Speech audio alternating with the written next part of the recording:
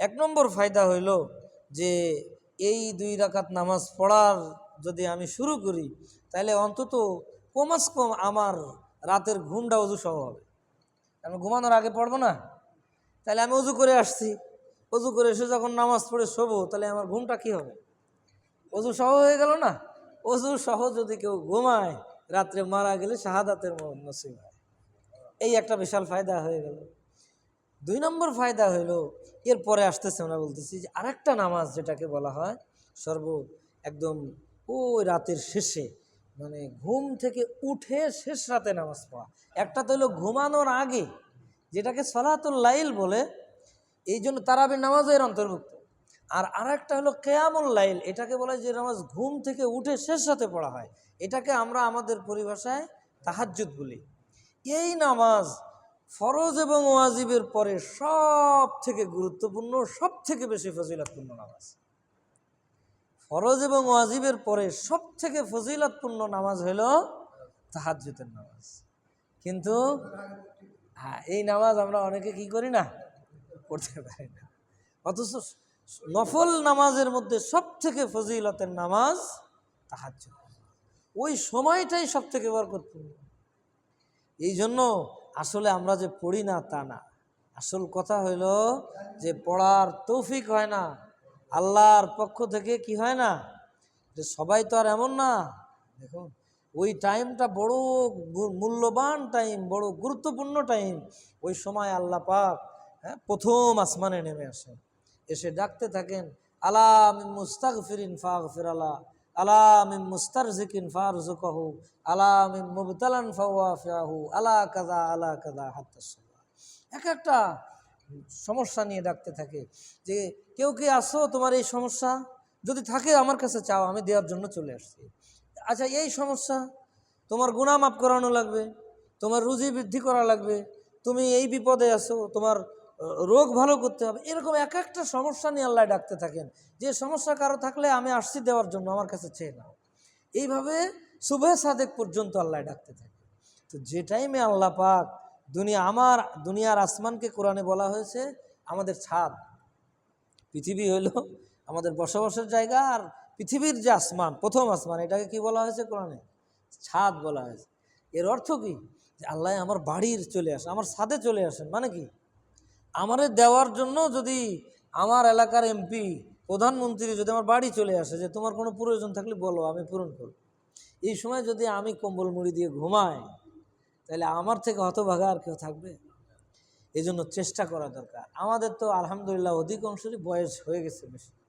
বয়স যখন বেশি হয়ে যায় তখন ঘুম কম হয়ে যায় না? আমরা চেষ্টা করলে কিন্তু পারি। প্রথমে আমাকে ঘুম থেকে উঠে শেষ রাত্রে পড়ব, এই টাইমটাই গুরুত্বপূর্ণ টাইম।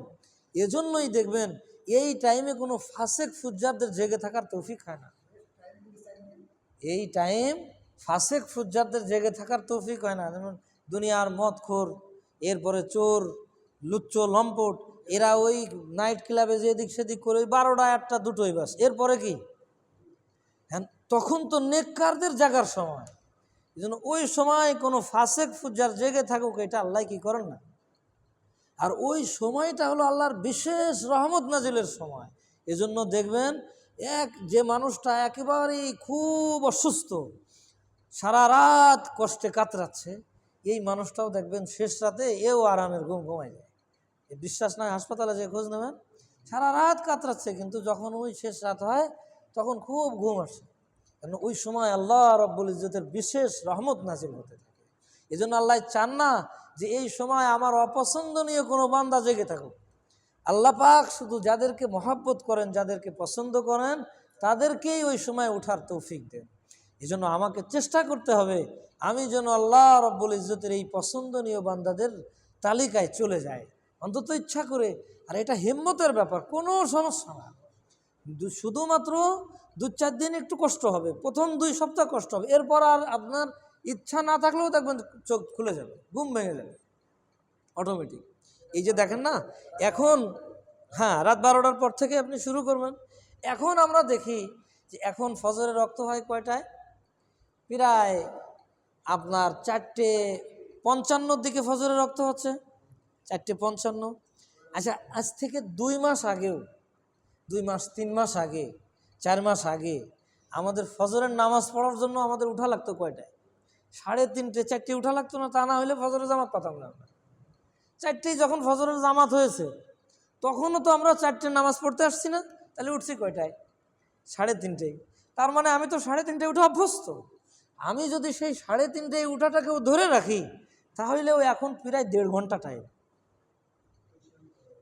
এখন তাহাজ্জুদে আমি প্রায় 1.5 ঘন্টা উঠতে পারবো। আমি শুধু যদি ওই মানসিকতাটা ধরে রাখি যে এখন মনে করেন ফজরের নামাজ 4টায় হচ্ছে, আমি 4টায় উঠলেও তো 4:55, 1 ঘন্টা সময় পাচ্ছি। আমি ওজুস্তানটা থেকে ফারেক হয়ে 4 রাকাত নামাজ পড়বো। হ্যাঁ, বেশি পারলে আলহামদুলিল্লাহ, রাসূলুল্লাহর সাধারণ নিয়ম ছিল উনি 8 রাকাত পড়তেন। বেশি পারলে ভালো, না পারলে অন্তত 2 রাকাত পড়ে একটু ওই নেককারদের ওই যে দোয়ার সাথে আমি একটু শরীক হয়ে যাই। নেককাররা তো ওই সময় আল্লাহর কাছ থেকে চেয়ে নেয়। ওই সমস্ত ভিখারিদের খাতায় আমি একটু আমার নামটা উঠাইনি। ওই যে যাদের কথা বলছিলাম না, যে তারা হাত উঠায় যা বলে আল্লাহ সেটাই করে দেন, ওনারা কোন সময় বলেন? এই সময় বলেন।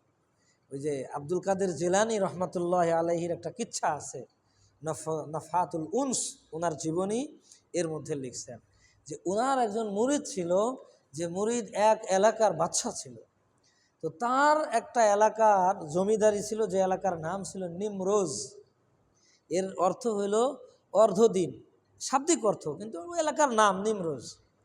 তো একদিন ওনার ওই মুরিদ ওনার কাছে চিঠি লিখছে, হজরত আপনার খানকায় সবসময় 800, 1000, 1200 লোক থাকে, এত মানুষের খানা পিনার ইন্তজাম করতে আপনার অনেক কষ্ট হয়ে যায়, আপনার তো বাড়তি কোনো ইনকাম নাই।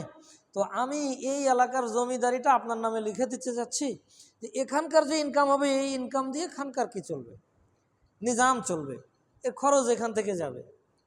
তো উনি একটা চিরকুটে, ওই সেই চিরকুটের পিছনেই একটা কবিতা লিখে উনি জবাব দিয়েছিলেন, যে কবিতার ভাব অর্থ হইল এই, যে দেখো, যেদিন থেকে আমি নিম সব মানে অর্ধরাত, যেহেতু সে ওই যে নিমরোজের জমিদারির মালিকানা দিতে চাচ্ছিল না, নিমরোজ মানে অর্ধদিন, এই জন্য উনি ওর সাথে মিলায়ে বলছেন যে যেদিন থেকে আমি অর্ধরাতের বাদশাহীর সন্ধান পেয়েছি, সেদিন থেকে তোমার এই অর্ধদিনের বাদশাহীর আমার আর কোনো প্রয়োজন নেই।